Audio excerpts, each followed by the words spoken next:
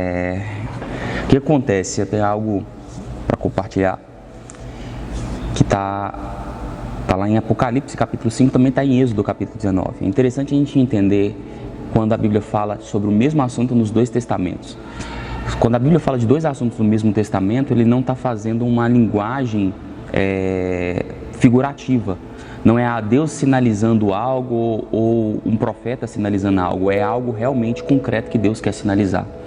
Então a Bíblia diz, lá em Êxodo capítulo 19, que quando o povo sai do Egito, ele diz assim: olha, eu quero fazer de vocês a minha propriedade particular e eu quero fazer de vocês uma nação de reis e sacerdotes. Já lá em Apocalipse 5, no versículo 9 e 10, a Bíblia diz que quando os anciãos adoram e os anjos cantam a música no trono, a Bíblia diz que o Senhor dá uma palavra, diz: olha, eu constituí esse povo para ser os reis e sacerdotes sobre a terra.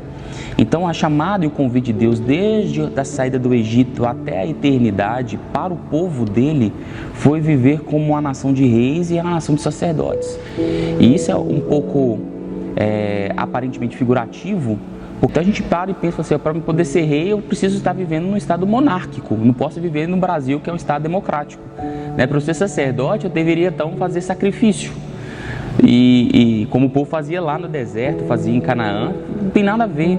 Às vezes a gente cria uma caricatura na cabeça da gente, a gente acaba esquecendo o que de fato está por detrás disso. E a única chamada, o único padrão que liga um rei e um sacerdote vai ser algo bem peculiar, que é a nobreza. Um rei sem um coração nobre, ele fustiga o povo, ele massacra o povo, ele abusa do povo. Um sacerdote sem nobreza, ele vai fazer coisas, por exemplo, como Ofni e Finéias, que comiam do sacrifício, que roubavam o sacrifício, porque eles não levavam em consideração o povo. Então a chamada, quando Deus diz: olha, eu quero que vocês sejam uma nação de reis e sacerdotes, um reino de sacerdotes, é uma linguagem de que, cara, eu preciso entender que o meu coração precisa apontar para a nobreza, precisa ser construído em direção à nobreza.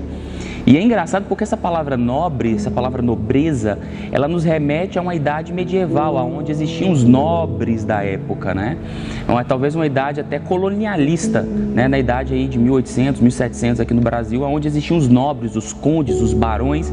E a gente pensa assim que um nobre é alguém simplesmente rico de uma classe social superior, e isso não tem absolutamente nada a ver. A verdade é que a nobreza é um traço de caráter, não é um título. Um coração nobre não é um coração que possui riqueza, mas um coração simplesmente que desenvolveu um traço de caráter da parte de Deus. O que é ser um nobre? Ser um nobre é ser alguém benigno, ser alguém amável, ser alguém que respeita o ser humano sem distinções de classe social, de posses. Ser nobre é alguém que aponta para o futuro, porque o presente para ele está garantido. O nobre é aquele que trabalha para o futuro.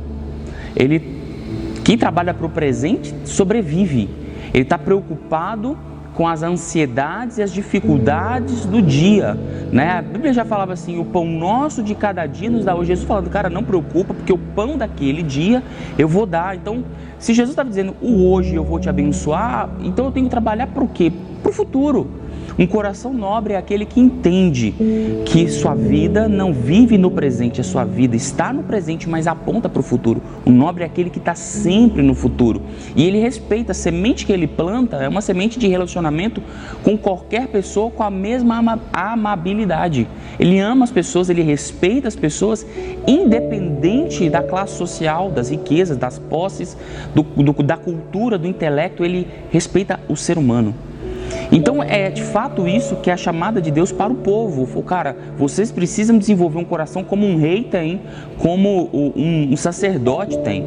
E isso é um pouco complicado na sociedade imediatista que a gente vive. Isso é um pouco complicado nessa cultura brasileira, onde eu tenho que levar vantagem em tudo. A gente é caracterizado por isso. E a gente precisa dar um passo para trás, olhar e falar assim: peraí, essa é a cultura que eu quero viver ou é a cultura da nobreza que vem do reino de Deus? Porque de fato, essa é a cultura de olhar para o futuro, de olhar para as pessoas e entender que o hoje ele é a consequência do ontem. Agora o amanhã é uma decisão da semente que eu planto agora. Então eu vou olhar para o futuro e falar: cara, como eu vou construir esse futuro?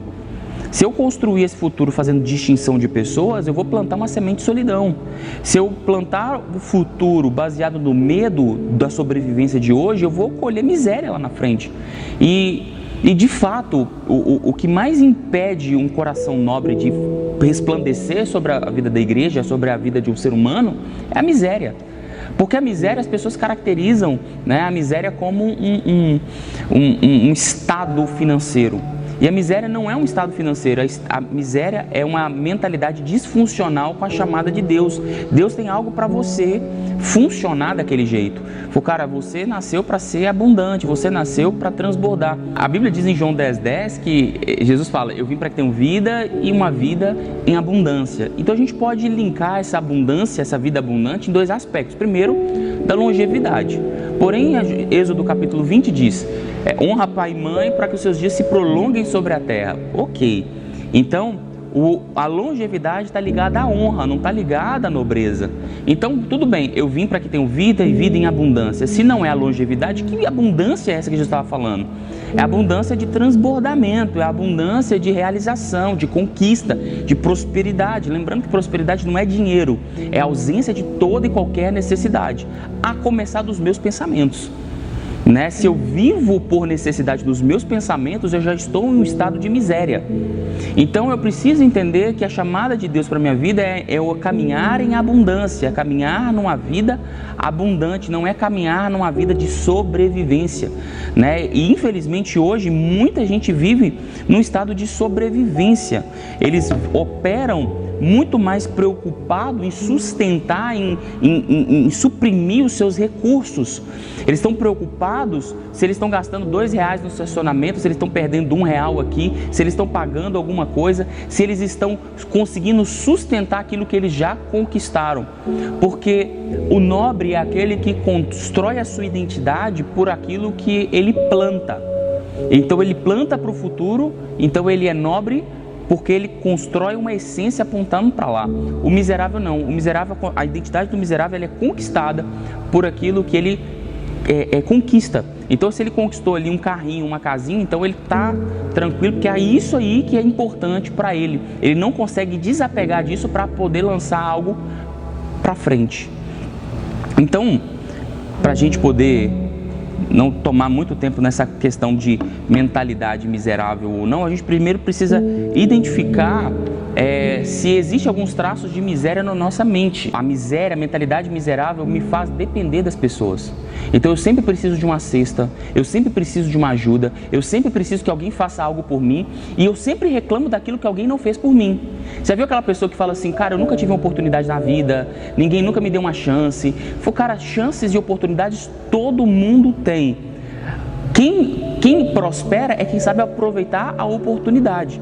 Porque a oportunidade ela não vem embrulhada num presente, ela vem encapsulada num problema.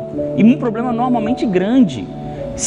Quanto maior os problemas da nossa vida, maior o nosso nível de prosperidade. Se você solucionar, maior o nível de prosperidade.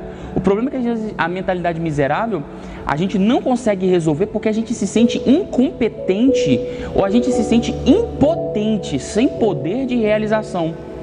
Que isso vai exatamente colidir com a chamada de Deus na nossa vida.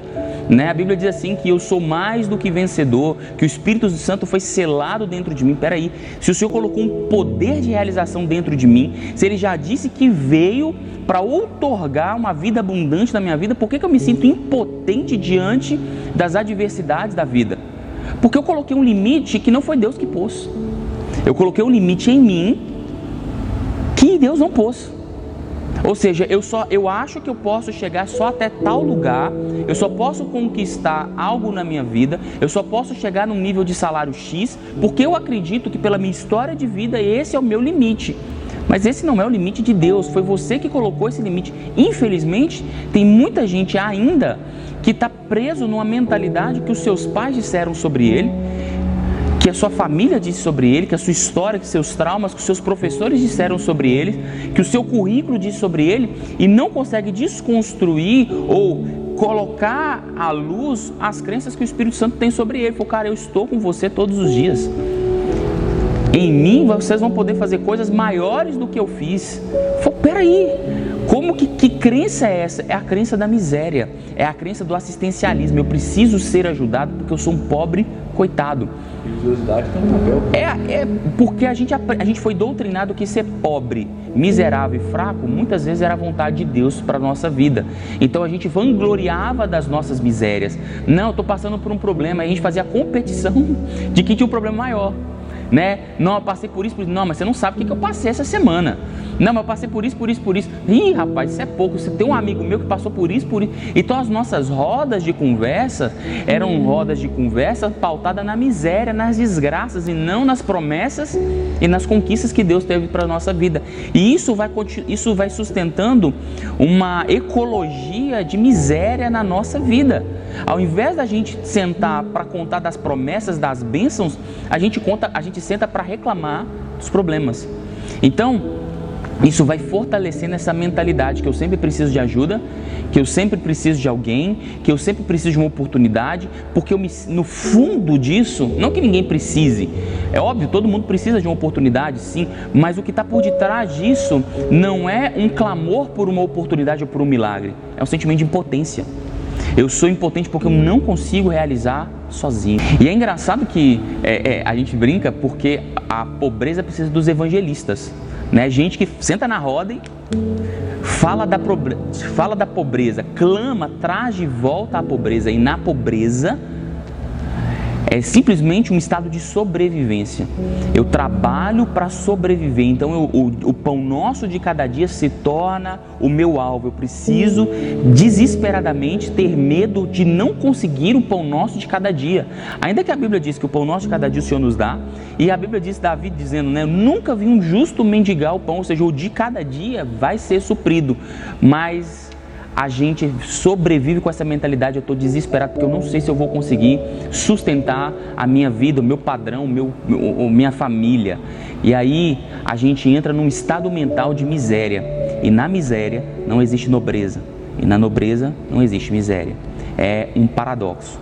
Ou você está de um lado, ou você está do outro. E aí é o grande ponto.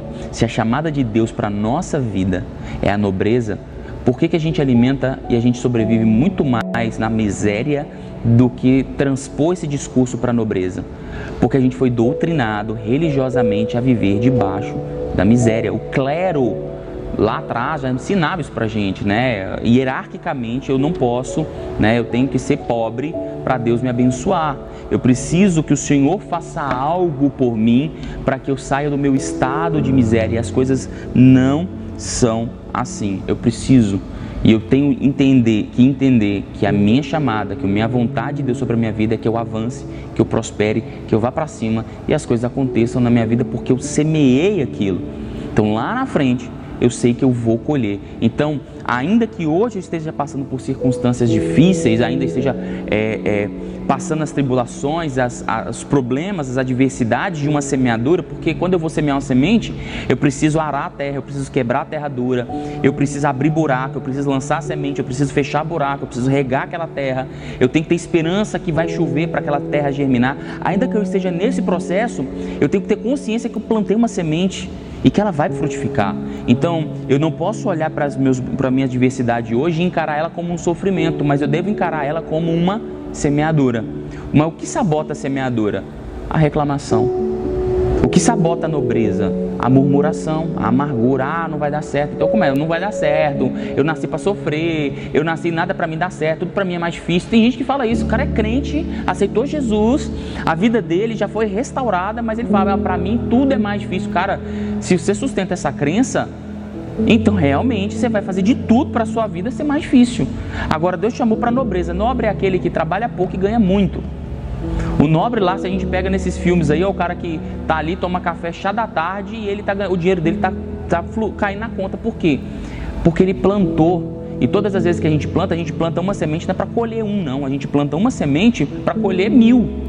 A Bíblia fala de 30, 60 e a 100 por 1 é a conta de Deus. Ainda que eu plante uma agora, eu vou colher muito lá na frente. Mas eu preciso ter consciência que eu estou plantando e que a minha vida hoje não faz jus, não faz sentido com o futuro que Deus tem preparado para mim. Então, ainda que eu esteja passando a dificuldade hoje, ainda que eu esteja passando a aflição hoje, eu preciso ter consciência que o meu hoje é a semente que eu tenho para viver amanhã. E aí, quando eu tenho essa convicção, eu paro de ficar desesperado para procurar qual é o meu lugar. Porque o miserável é aquele cara que foi treinado para que a necessidade norteie as decisões dele. Então eu estou aqui no emprego, estou lindo no meu emprego, aí eu sou mandado embora. Agora eu fico pensando, meu Deus, eu vou para onde? Pra onde que eu vou? Porque eu sou movido pela minha necessidade. Lembra dos irmãos de José que saíram de Canaã e foram para o Egito comprar comida? Por quê? Porque eles estavam debaixo de miséria, eles não tinham o que comer. Agora, a mesma família, quem precisou? Foi o Egito que precisou de José ou José que precisou do Egito? O Egito precisou de José, porque José, ele era um cara nobre, ele estava na prisão, mas o coração dele não se permitiu se amargurar com a condição dele. Ele viu lá os dois, o copeiro, né, e o padeiro, e ele teve a nobreza de ir lá e falou, não, eu sei, eu tenho uma resposta para vocês.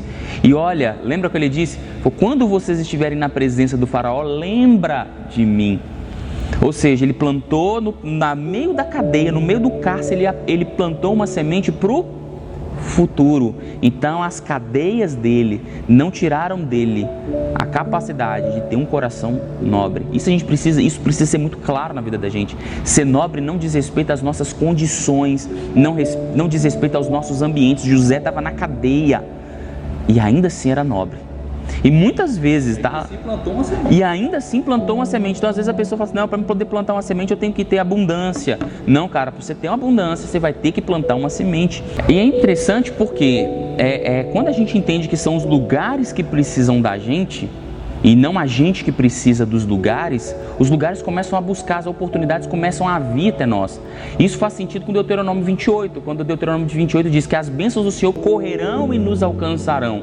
Alcança quem? Quem tem um coração nobre, não quem se move por necessidade, porque quem se move por necessidade, ele protege os seus recursos ali, e ele gasta tanto tempo protegendo aquilo que ele tem para não perder, que ele não consegue verificar aonde que ele vai olhar para ele poder ganhar. Então o miserável, ele é alguém que não prospera em todos os sentidos. Na família ele não prospera profissionalmente, ele não prospera, ministerialmente ele não prospera. Por quê? Porque ele está tão preso em sustentar aquilo que ele já conquistou, que ele não consegue olhar para os lugares onde ele teria oportunidade de crescer ainda mais. Então a mentalidade miserável é alguém que vai ser algo que vai me levar a enfrentar lutas em prol de um futuro. Por quê? Vamos lá, vamos pegar Isaac. Isaac estava no deserto, plantou uma semente no deserto, e a Bíblia diz que Deus abençoou, ele colheu a 100 por 1 no deserto, Gênesis capítulo 26. No deserto o cara plantou uma semente porque ele tinha uma palavra, ele tinha uma necessidade de comida, ele estava vendo que o cenário não era legal para ele, e Deus deu uma palavra para ele, fica onde você está. E ele obedeceu essa palavra que Deus deu para ele. Ele não levou em consideração o lugar, ele levou em consideração a palavra que ele carregava. Então ele disse, pela palavra do Senhor, ele confiou, ele teve fé. E é óbvio que o miserável, ele não tem fé, porque o miserável não sabe esperar. O miserável é aquele que precisa das coisas hoje. Ele precisa matar a fome dele agora, então ele não tem paciência. Vamos voltar à paciência. Gálatas capítulo 5, que o fruto do Espírito é um deles, paciência. Então o miserável é alguém que não consegue entender a linguagem do Espírito também sobre a vida dele. Olha como que isso é profundo, né? As nossas reuniões, elas acabam ficando muito cheias de coisas para avançar, para crescer, mas se a gente não quebrar essa mentalidade miserável, ainda que eu ouça palavras maravilhosas, né, igual a gente brinca, ainda que a gente fale a língua dos anjos, as pessoas não vão conseguir ser desbloqueadas, porque lá dentro, lá na raiz, lá na crença, ele acredita que ele não vai conseguir chegar lá.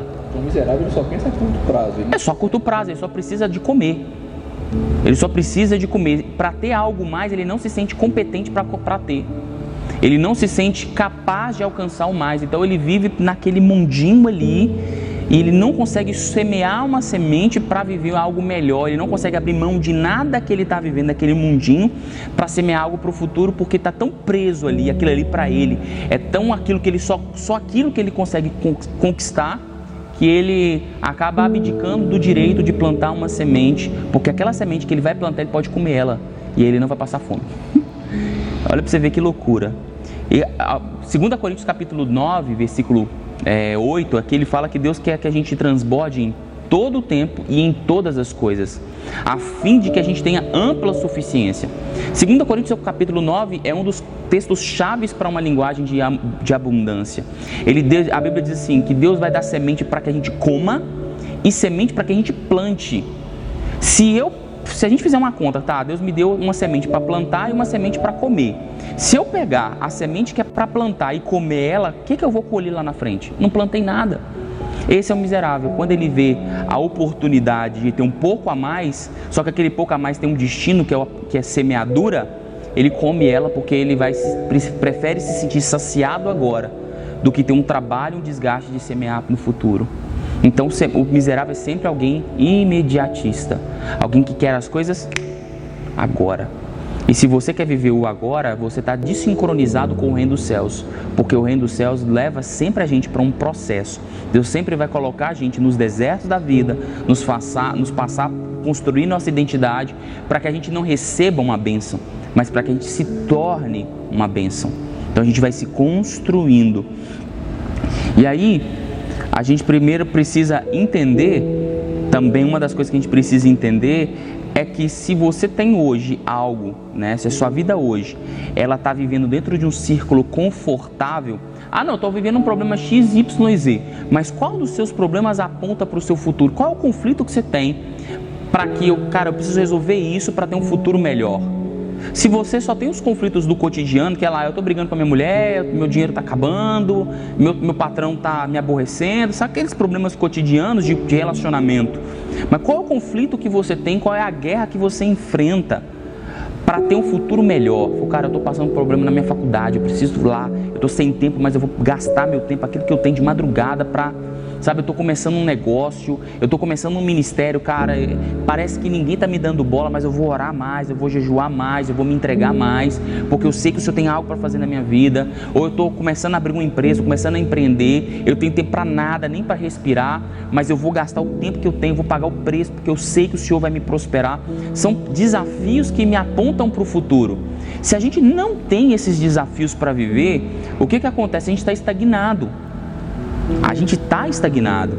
E alguém estagnado é alguém praticamente morto. Levíticos capítulo 26 diz assim, Levíticos 26, 10 fala assim, o Senhor diz assim, quando eu te abençoar, você vai estar comendo a colheita do ano anterior e vai ter que desfazer dela, porque a outra já vai estar chegando na sua vida. Isso é abundância. Eu vou estar vivendo coisa boa, mas eu vou ter que abrir mão daquilo que é bom por algo que é melhor. Porque Deus vai me abençoar tanto que aquilo que eu estou vivendo hoje, que já são colheitas do passado, eu já não quero mais isso, porque o que o Senhor tem para mim é melhor. Então, eu prefiro abandonar o que é bom em prol daquilo que é melhor. E isso é importante a gente entender, que a gente não tem que abdicar só de coisa ruim. Para ser nobre, a gente vai ter que abdicar de coisas boas, ainda que isso nos prejudique. A gente vai ter que falar a verdade. Sendo nobre, eu vou ter que abrir mão de coisas, ainda que me prejudique, eu vou ter que abrir mão. Mas é bom, eu vou abrir mão porque no meu foco não está em ser bom agora. O meu coração aponta lá para frente, então eu vou trabalhar, ainda que eu tenha que abrir mão de algo bom agora, eu sei que eu estou plantando algo para colher algo melhor lá na frente. Isso é nobreza. É engraçado que as pessoas, eu estava falando do conflito, que as pessoas elas estão vivendo conflitos cotidianos, mas não vivem um conflito para o futuro. E a única certeza que a gente tem é que as crises virão. Quem está parado e não planta isso, a crise vai revelar. Porque às vezes você tem até motivação, E aí no meio da crise, dessa pandemia veio, e um monte de gente que teve que sair da sua zona de conforto. Ela vai mostrar, A gente teve dois tipos de pessoas na pandemia. As pessoas que se revelaram dispostas, na verdade 3 tipos de pessoas. As pessoas que se revelaram dispostas, o que aconteceu com o mundo? Eu não consigo mais trabalhar, agora é remota, agora eu vou ter que fazer alguma coisa diferente na minha vida. E elas se dispuseram a fazer algo diferente. As pessoas que morreram, no sentido de, eu não sei mais o que eu fazer, agora eu não vou fazer nada. Estagnou praticamente assim, a nível de miséria. E as pessoas que foram promovidas, porque a crise, ela revela quem é disposto, mas ela só promove quem se prepara para ela. Se eu não estou vivendo um conflito para apontar para o futuro, quando a crise chegar, eu não vou ser promovido. Eu vou revelar, eu não sabia que eu tinha essa força. Agora eu estou empreendendo, agora eu preciso me mover, eu estou vendo que eu posso fazer diferente. Mas se eu tivesse tido esse conflito interno anteriormente, entendendo que eu posso todas as coisas naquele que me fortalece, a crise viria para me promover e não para me revelar. Então a nobreza sempre vai me fazer ter esses conflitos. Cara, o que eu posso fazer para ter um futuro melhor? O que eu posso fazer para fazer o meu futuro melhor? O que eu posso fazer para que a minha vida seja melhor no futuro? E isso é nobreza. O nosso problema está lá em 2 Coríntios, capítulo 9, que Deus quer que a gente transborde em todo o tempo e em tudo. Então Ele quer que a gente tenha ampla suficiência, a gente tenha mais do que o suficiente. O que Deus espera de mim e de você é que em todas as coisas e em todo o tempo a gente tenha mais do que o necessário para viver. Só que a gente muitas vezes se acostuma com menos do que o necessário. Não, é menos que o necessário para viver. Ah, não, tá bom. De onde eu vim tá ótimo. Precisa mais do que isso. E Deus fala, cara, eu tenho mais do que o necessário para você. Eu tenho mais do que o suficiente para você. Se você entender isso na sua mente, entender o que eu tenho para você, você vai viver coisas que vão além da sua necessidade. Você vai viver mais do que o suficiente em todas as coisas e em todo o tempo. É só você entender que a miséria não pode te nortear. Seu coração e a sua mente tem que apontar para a nobreza. Então eu acredito que é isso que a igreja é o lugar de pessoas que apontam para a nobreza. Se eu quero tratar o meu passado, eu vou para o psicólogo. Mas se eu quero tratar o meu futuro, eu vou para a igreja, cara. Porque a igreja é um lugar, um organismo que aponta para o futuro. Se esse organismo está contaminado com a miséria, nós vamos viver sempre um clube social. Vai ser sempre pessoas reunidas aqui para contar das suas dores, para contar dos seus traumas.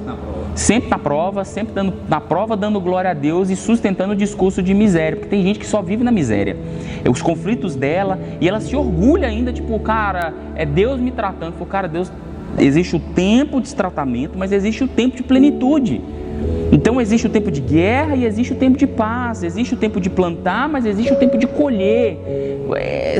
Tem os tempos da vida da gente, mas tem gente que só quer viver ali, porque estar ali é estar numa posição que ela está acostumada a viver com menos do que o necessário. Deus está dizendo, eu tenho mais do que o suficiente para você. Eu só viver uma boa vida, não só uma boa morte, não uma boa vida. Uma boa morte, não uma boa vida. Esse é o ponto. Então, que Jesus tenha uma vida transbordante para mim e para qualquer pessoa. É só a gente começar a entender o que de tem prendido a nossa vida. São as sementes? Não, é a mentalidade, as motivações que me fazem fazer o que eu faço. Se eu estou lutando para sobreviver, eu nunca vou conseguir viver uma vida transbordante. Nunca, nunca. Se eu estou preocupado em viver uma vida transbordante, então sobreviver para mim não é um desafio. O nobre, ele trabalha para o futuro, não para o presente. O presente cabe a cada dia o seu próprio mal. E Jesus vai dar o pão nosso de cada dia. Ele vai nos dar hoje. E Jesus nunca vai deixar um justo mendigar o pão. São promessas bíblicas. E aí? Aonde eu quero pautar o meu coração? Onde eu quero pautar a minha vida? É naquilo que eu estou sentindo que eu posso perder, ou plantar uma semente sobre aquilo que eu acredito que eu posso ganhar? É uma decisão. A convite de Deus é: eu quero fazer de vocês um reino de sacerdotes.